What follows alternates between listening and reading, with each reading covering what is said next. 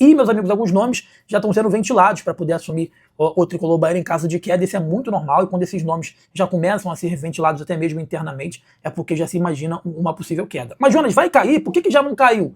Porque ainda vai precisar, algo grave já aconteceu. E isso aí é imperdoável, né, para uma empresa como o Grupo City, rasgar dinheiro.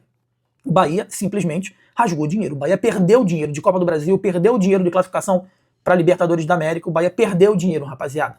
Isso aí já liga o sinal de alerta para o próprio Grupo City, isso é fato, tá? Mas o que vai fazer com que se torne um momento alarmante é o Bahia começar a encostar na zona de rebaixamento. E não tá longe disso. Então não tá longe. Se o Bahia não vencer o Grêmio, a distância do Bahia agora para a zona de rebaixamento é muito curta. E se o Bahia não vencer o Grêmio na próxima rodada, praticamente uns 3 ou 4 ali, se vencer, evidentemente, que estão abaixo dele, se pontuar, ultrapassa o Bahia, e o Bahia vai para a segunda prateleira do Campeonato Brasileiro. Então, por isso, alguns nomes já estão sendo aí ventilados. Dentre eles, é o cara que eu mais gosto, né? Eu bato aqui na tecla constantemente de que é o único brasileiro que eu acho que seria capaz, vamos dizer assim, de fazer um trabalho mais ou menos decente, pode ser? Aí no Bahia, e mesmo assim eu acho que o trabalho dele é um treinador de trabalho curto. Eu sempre bato aí nessa tecla. É um bom treinador para 6 meses estourando um ano, que é o Dorival Júnior. Tá? O Dorival Júnior que treinou várias equipes, vou trazer aqui as equipes que ele treinou de 2024, de 25, de 23 para cá, aliás, ele treinou o Flamengo em 22, onde foi campeão da Libertadores, treinou o São Paulo em 23, quando foi campeão da Copa do Brasil, aí foi para a Seleção Brasileira em 24, treinou o Corinthians em 25. Então, assim, só para você ver que é um trabalho de curto prazo, né? No Flamengo foram 38 jogos, no São Paulo 54, na Seleção 16 e no Corinthians, nesse período aí foi o clube que ele ficou mais tempo, foi 62 jogos. O clube que ele mais ficou foi lá em 2015, na equipe do Santos, onde ele teve 127 jogos, tá bom, meus amigos? Outro nome que vem sendo ventilado é de Ricardo Gareca. Ricardo Gareca, argentino, já passou, tá livre no mercado também. Ele tem 68 anos, passou aí já pelo futebol brasileiro, teve no Palmeiras em 2014, ficou apenas 12 jogos e foi demitido.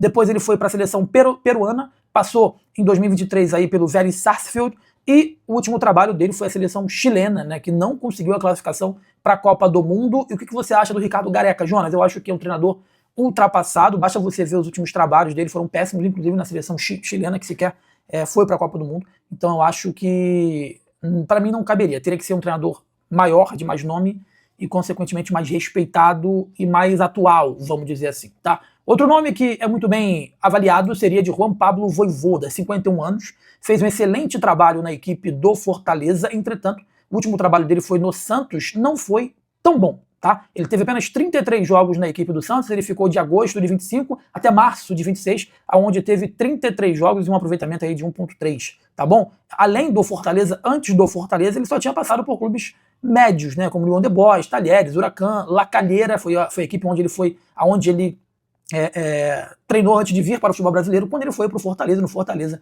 ele teve 310 jogos, cara. 310 jogos, onde se tornou um treinador importantíssimo para a história do Fortaleza, mas eu sempre bati numa tecla em relação ao seguinte, ao Vojvoda. Eu preciso ver o Vojvoda num grande time, eu preciso ver o Vojvoda fora do Fortaleza, né? E quando ele foi para o Santos, ele não conseguiu fazer o trabalho fluir. E aí fica a pergunta, não fluiu porque ele é um treinador de time mediano, vamos dizer assim, ou não fluiu porque o Santos realmente hoje tá difícil, né? Um cara fazer um trabalho que preste aí no Santos e acaba que todo mundo que bate lá acaba ali se queimando. Mas a verdade é que eu acho que o Vojvoda ele seria um bom nome, tá? E segundo, não tem informação nenhuma interna disso, né? Mas a imprensa tem repercutido, eu acho um absurdo isso, o nome do Domenech Torrent. O Domenech Torrent, espanhol, que foi conhecido por treinar o Flamengo, ele foi contratado pelo Flamengo por ser nada mais, nada menos do que o auxiliar técnico do Guardiola. Ele veio para o Flamengo em 2020, fez 26 jogos. Antes lá do Flamengo ele tinha treinado o New York City, então já tem passagens aí pelo Grupo City, então já é conhecido pela galera aí do Grupo City. Lá fez 60 jogos, ficou de junho de 2018 até mês 11 de 2019. É quando veio para o Flamengo, né, foram 26 jogos. O Flamengo, em alguns momentos, encantou. É um time que fazia muitos gols e goleava, mas também tomava muitos gols. Depois do Flamengo, ele passou pelo Galatasaray, fez apenas 20 jogos, passou pelo San Luís e no Monterrey do México. E agora ele está sem clube desde março desse ano. Ele tem 63 anos, o Domenech Torrent, tá bom? Mas é um cara experiente, né? Quando ele veio para o Brasil, naquele momento, Ele era um auxiliar técnico do Guardiola, mas ele chegou aqui, foi o primeiro clube dele, aliás, foi o segundo clube dele, foi o Flamengo. O primeiro foi em 2018, New York City, pô, já estamos em 2026, 18, 9, 20, 21, 22, 23, 4, 25, 26, são 8 anos que ele deixou de ser auxiliar e virou efetivamente treinador de futebol. Tá bom, meus amigos? Então é isso. Nomes especulados para poder já assumir o Bahia quando efetivamente isso acontece, é que a gente já vai começando a enxergar o fim da linha. Muito se esperava que o Rogério Ceni já fosse ser demitido logo após essa eliminação precoce e prevista contra a equipe do Remo, mas na verdade vai começar a ficar insustentável agora, caso o Bahia despenque efetivamente no Campeonato Brasileiro, porque é inimaginável para o projeto, para o bom andamento do projeto, até por questões financeiras e até mesmo midiáticas, né, o Grupo City brigar para não cair. Beleza? O Bahia, né, brigar para não cair. Então isso para o Grupo City seria algo estarrecedor de ligar efetivamente o alerta e aí sim culminar com uma demissão do técnico Rogério Ceni. Se ele for trocando pontos, brigando ali, sexto, sétimo, décimo, sétimo, oitavo, o Grupo City vai empurrar com a barriga até o final do ano, cara. Vai empurrar com a barriga até o final do ano, porque hoje trabalhar no Bahia é o lugar mais tranquilo que tem. Você recebe um dia, com estrutura legal, né? E você é cobrado muito pouco, não pelo torcedor, mas por quem tá dentro do clube. Deixa eu ler aqui a galera que tá com a gente. O José Raimundo, ele botou o seguinte aqui. Boa noite, Jonas. Nem assisti o jogo, pois já sabia com certeza que seria eliminado o técnico pavoroso. Bota aqui o nosso amigo. O Urias Ferreira, abraço pra você. Se não demitir o Rogério Ceni, o torcedor do Bahia precisa lotar os jogos do Bahia da base e do feminino, não ir aos jogos do profissional. Cara, e tem gente falando, né? Tem gente dizendo que o Grupo City, que o Bahia perdeu aí mais de 1.000 sócios, cara. Tem gente deixando de ser sócio do Bahia por conta dessa situação, tá? Nosso amigo Magno Cirqueira, abraço pra você, irmão, bom dia, tá tudo bem? Ele botou aqui no último vídeo, sempre vou lendo as mensagens dos últimos vídeos, tá, meus amigos? Então, nesse vídeo aqui, provavelmente vai ser o vídeo da noite aqui do Bahia, tá? Eu vou ler as mensagens do vídeo da noite, essas mensagens que eu tô lendo do vídeo de ontem à noite, tá bom? O Magno Cirqueira, Jonas, esquece o Grupo City, demitiu o Rogério Ceni vai se demitir. Ontem foi um pedido para o Grupo City demitir ele com bagunça que ele fez aí no elenco. E as falas rebaixando o Juba, o seu melhor jogador de todas as temporadas, dizendo que o Juba só fez gol de pênalti, a imprensa aqui está detonando ele por essas falas. Isso mostra total desconhecimento, né?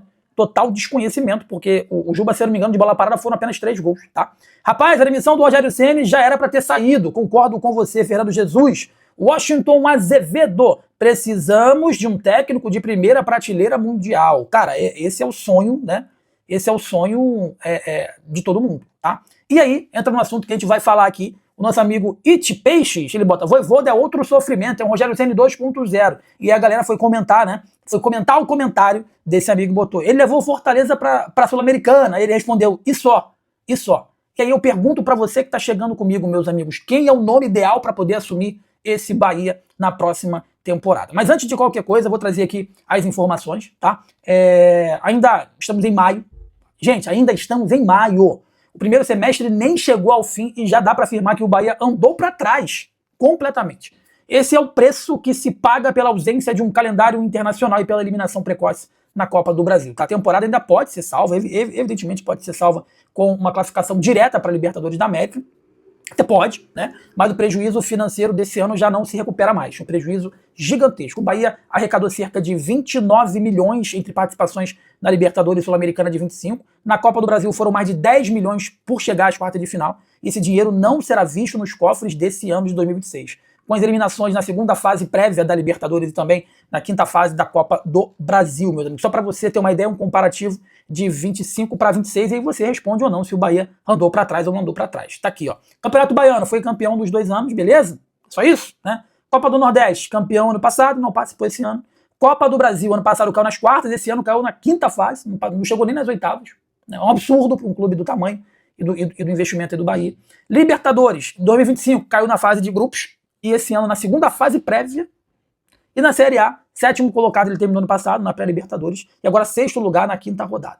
A grande questão que me gera preocupação, essa por realidade, é que nesses 2 anos, aqui eu comparei o 26 com o 25, tá? Mas em 24 e 25 foi um Bahia que no primeiro turno do Campeonato Brasileiro fez um primeiro turno muito forte. E segundo turno pífio, de rebaixamento. Então o primeiro turno sempre carregou o segundo turno nas costas. E outro fator que eu também bato na tecla constantemente é que o Bahia, jogos em casa aí do Bahia, o Bahia era fortíssimo.